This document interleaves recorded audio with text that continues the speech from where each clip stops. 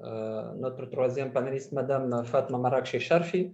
Je rappelle que Madame Marakchi est professeure universitaire à la Faculté des sciences économiques et de gestion de Tunis, Université de Tunis El Manar. Elle est également directrice du laboratoire d'intégration économique internationale. Elle est responsable du master de recherche en économie et finances internationales à la Faculté des sciences économiques et de gestion de Tunis, Université de Tunis El Manar. Elle a également occupé le poste de conseillère à la présidence du gouvernement entre janvier 2018 et février 2020. Madame Marakchi Sharfi est auteure de plusieurs articles scientifiques publiés dans des revues internationales spécialisées. Bien entendu, ses travaux ils portent essentiellement sur la politique de change, la politique monétaire, la libéralisation financière, le commerce international et les politiques publiques. Madame Fatma Marakchi Sharfi, merci d'avoir accepté cette invitation et de partager ce panel. Alors, en fait, ma première question, avant même le Covid, en fait, la question là, des chaînes de valeur était problématique à cause, bien entendu, des tensions commerciales qui existaient entre les États-Unis et la Chine, entre les États-Unis et l'Europe, à cause notamment de l'augmentation des coûts de la main-d'œuvre dans les pays receveurs d'ordre.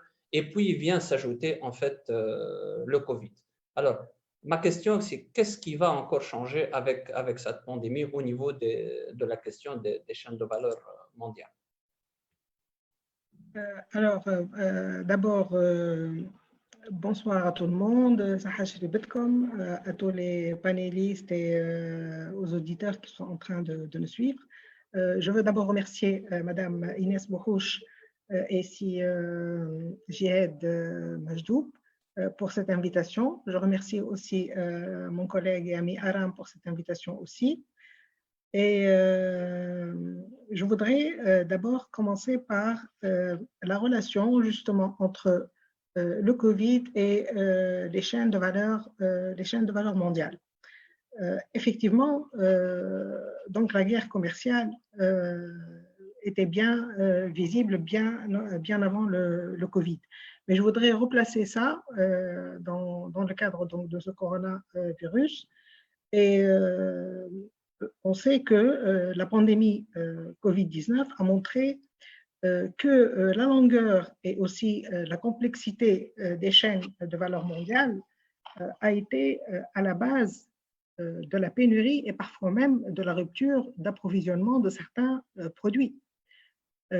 Puisqu'on sait que les chaînes de valeur mondiale, en fin de compte, fractionnent le processus de production entre plusieurs entreprises qui sont situées ou bien sises dans les différents pays. Et cette fragmentation dans le processus de production a fait que les entreprises se spécialisent et ne peuvent plus produire l'intégralité du bien. Et donc, pour faire face à cette pandémie, les gouvernements du monde entier se sont démenés pour assurer un peu l'approvisionnement, surtout en équipement de protection individuelle, ce qu'on appelle les EPI. On a parlé donc de la pénurie de masques, de la pénurie de gel hydroalcoolique, des médicaments, etc. Et même les pays industrialisés, en fait, sont devenus incapables de les fabriquer eux-mêmes pour leur propre usage. Et nous avons aussi entendu dire tout au long de cette crise et les semaines dernières des différentes commandes qui ont été détournées de la Tunisie vers l'Italie, de la Chine vers les États-Unis, etc.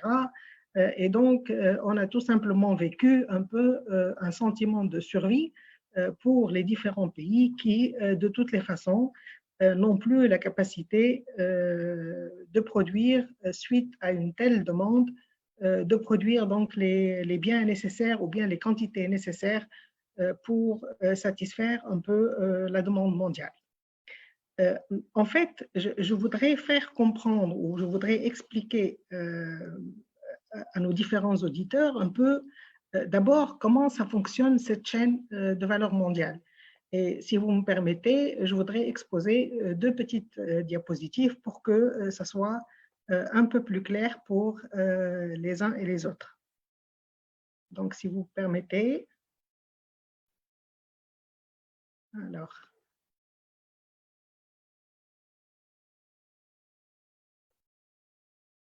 Je ne sais pas si vous observez ou pas. Donc là, je reviens un peu sur les chaînes de valeur mondiale. Qu'est-ce qu'une chaîne de valeur mondiale? Pourquoi est-ce qu'elle est importante dans sa relation avec le coronavirus?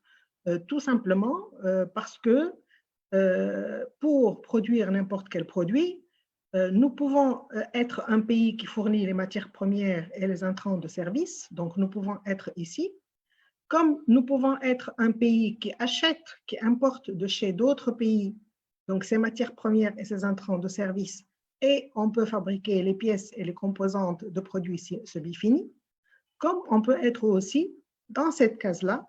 Donc, ce sont des pays qui achètent les intrants et les composantes de produits semi-finis pour produire et en fin de compte exporter en destination du consommateur final.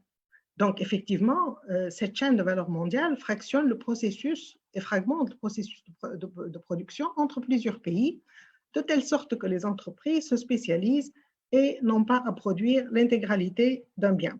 Donc, qu'est-ce que ça nous donne en fin de compte, cette chaîne de valeur mondiale? Ça nous donne, si on regarde un seul produit qui est cette bicyclette électrique, dont les différentes composantes sont fabriquées ici et là dans presque tous les pays du monde. Donc, nous observons ici que les différentes composantes peuvent être fabriquées en Allemagne, elles peuvent être fabriquées en Indonésie, en Italie, en République tchèque, etc., etc. Et donc, plus aucun pays ne fabrique ce bien totalement de bout en bout.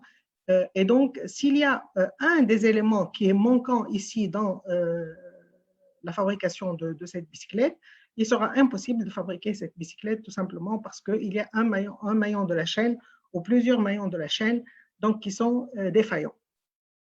Donc, si on regarde un peu le monde dans cette chaîne de valeur mondiale, qu'est-ce qu'on voit? On voit que les différents pays se situant ici sont connectés par différentes connexions.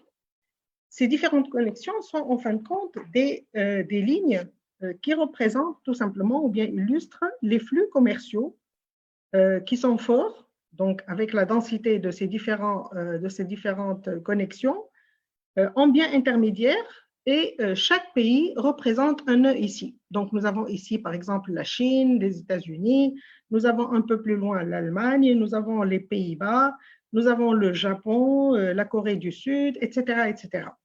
Et donc, les pays qui sont connectés avec des nœuds, que je viens de citer là, sont les principaux partenaires commerciaux de plusieurs autres pays, donc qui peuvent appartenir au centre et donc qui participent dans la fabrication de ces biens intermédiaires ou qui peuvent être en connexion avec la périphérie qui, elle, fabrique des biens de consommation finale. Donc, c'est pour dire tout simplement que les pays sont devenus dépendants les uns des autres pour la fabrication des différents biens. Et donc là, justement, est intervenu le Covid-19 qui a frappé donc presque simultanément les différentes économies mondiales et même les principales économies mondiales qui étaient les plus touchées. Donc, ce que j'ai représenté ici, c'est 70% du commerce mondial qui inclut les principaux nœuds du commerce mondial. Alors, ceci, excusez-moi, donc j'enlève le partage. Donc, qu'est-ce que ceci implique pour la Tunisie? Donc, la Tunisie est quelque part un pays donc, qui participe aussi à ces chaînes de valeur mondiale et je dirais plutôt, elle participe aux chaînes de valeur européennes plutôt. Donc, elle participe à une chaîne de valeur régionale beaucoup plus qu'à une chaîne de valeur mondiale. Donc, l'impact direct de ce constat est que les exportations tunisiennes vont dépendre essentiellement premièrement, des performances des différents secteurs et des différentes entreprises, mais elle va aussi dépendre des performances qui sont à l'étranger et donc qui sont les pays européens.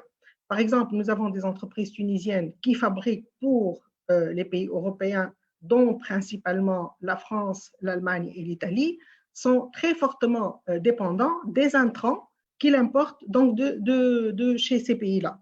Donc, n'importe quelle rupture de la chaîne de production, si on n'a pas des intrants, par exemple, des entreprises qui viennent d'Allemagne ou de l'Italie, même si les entreprises tunisiennes sont en bonne forme et sont résilientes, elles seront incapables de produire parce que tout simplement, elles n'ont pas les matières premières nécessaires.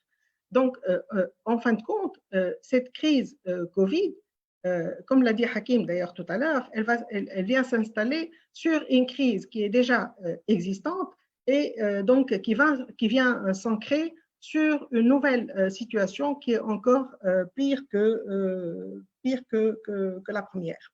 Donc, c'est ça la relation donc, entre les guerres commerciales qui existaient déjà et une guerre commerciale qui peut s'accentuer, dans le sens où aujourd'hui on parle de plus en plus de relocalisation des différentes activités. Donc, comme on a déjà délocalisé des États-Unis vers le bloc donc, asiatique et on a aussi délocalisé de l'Europe vers le bloc asiatique, aujourd'hui on se pose la question s'il y a des secteurs stratégiques sur lesquels on devrait relocaliser certaines productions, telles que la production des médicaments aujourd'hui.